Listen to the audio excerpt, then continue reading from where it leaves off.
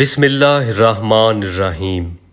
اس آزمائش گاہ یعنی دنیا فانی میں ہر انسان اپنی اپنی عمر کی مسافت طے کرنے آیا ہے، جس کی زندگی کے سفر میں دو راستے ہمیشہ اسے میسر آتے ہیں۔ جن الگ الگ راستوں کی جدا جدا منزلوں کے بارے میں دنیا کے ہر مسافر یعنی انسان کو آگاہ کر دیا گیا ہے۔ ایک راستہ حق کا ہے اور انسانوں کا خالق حق ہے، اور وہ حق تعالیٰ چاہتا ہے کہ انسان حق کے راستے پر چل کر اس تک پہنچے، اور دوسرا راستہ باطل کا ہے، ابلیس مردود کا ہے، جو یہ چاہتا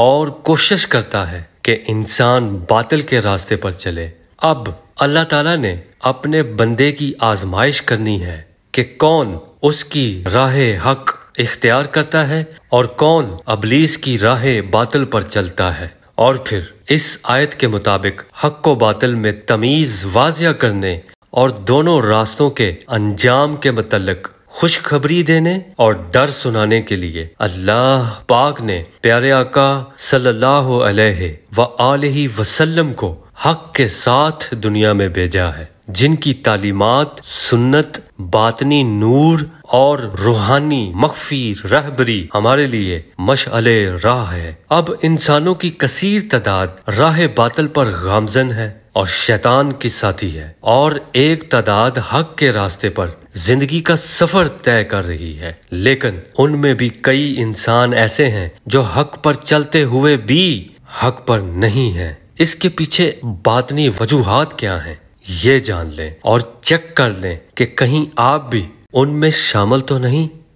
ابھی وضاحت جاری ہے، اسے توجہ سے سمجھیں، اور اگر آپ بڑے دل والے ہیں تو اس آگہی ٹی وی کو سبسکرائب کر لیں، اس سے آپ کو فائدہ ضرور ہوگا انشاءاللہ۔ ابلیس مردود کو قیامت تک مہلت دی گئی ہے، اس لیے وہ کھل کر مردوں اور عورتوں کی زندگیوں اور ان کے ایمانوں سے کھیل رہا ہے، ان کی عاقبت برباد کر رہا ہے۔ اس نے اپنے باطل راستے کو مختلف لذات، لغویات، نفسانی خواہشات، فحاشیت، عرانیت، ہوس، لالچ، ہرس، دل فریب تماشوں، رنگینیوں، برائیوں اور گناہوں کی دعوتوں کی دکانوں سے آراستہ کر رکھا ہے، جبکہ حق کے راستے کی خوبصورتیاں، رعنائیاں اور طرب انگیزیاں مختلف ہیں، جو 7 گنا ان سے زیادہ مستحسن اور پاکیزہ ہیں۔ بہرحال ہمارے ہاں مسلمان بظاہر حق کے راستے پر چلتے دکھائی تو دیتے ہیں، لیکن در حقیقت ان کا ایک پاؤں حق کے راستے پر اور دوسرا پاؤں باطل کے راستے پر چلتا ہے۔ ایسے مسلمانوں کا جسمانی، عقلی اور دلی جھکاؤ بھی دنیاوی باطل خواہشات کے حصول کی جانب ہوتا ہے، جس وجہ سے یہ زیادہ تر پورے بدن اور روح سمیت باطل راستے پر پائے جاتے ہیں، اور بھول جاتے ہیں کہ کتنی بڑی گستاخی اور غلطی کر رہے ہیں، جس کا انجام بہت برا ہے۔ دیکھیں، اللہ پاک نے دونوں راستوں پر اپنی نعمتیں برابر عطا کر رکھی ہیں، کوئی فرق نہیں۔ بس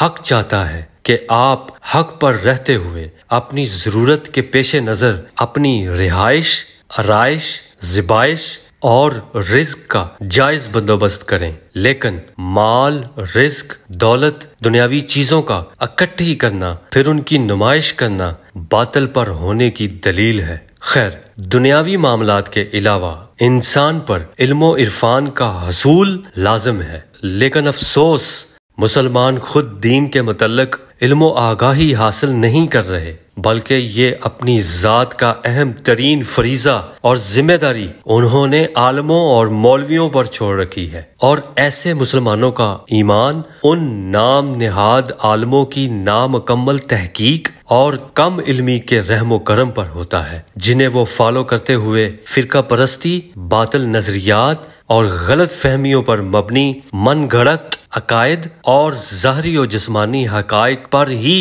اپنا مائنڈ فکس کر لیتے ہیں، اور کچھ تو علماؤں کی نا اتفاقی کی وجہ سے دین سے بیزار ہو چکے ہیں۔ یاد رکھیں، یہ آپ کی اپنی آخرت کا معاملہ ہے، لہٰذا اگر آپ حق تعالیٰ کو اپنا حقیقی معبود مانتے ہیں تو پھر شیطان کی پیروی ترک کریں، اس کے راستے پہ چلنا چھوڑ دیں، اور اپنے معبود حق کی ہر بات کو مانے، جس نے اس آیت میں بتا دیا کہ تمہارے پاس تمہارے رب کی طرف سے حق پہنچ چکا ہے۔ جو شخص جو راستہ اختیار کرے گا اس کا ذمہ دار وہ خود ہوگا، کوئی اور نہیں ہوگا۔ اس لیے حق پر رہتے ہوئے باطل کی آمیزش سنگین منافقت ہے جو کفر سے بھی بری ہے۔ اور دوسرا، فرقہ پرستی کے حصار کا پابند رہنا، مطلب اللہ کا بندہ اور رسول پاک صلی اللہ علیہ وآلہ وسلم کا امتی بننے کی بجائے سنی، شیعہ، دیوبندی، وہابی وغیرہ بننا، اور اس فرقہ بندی میں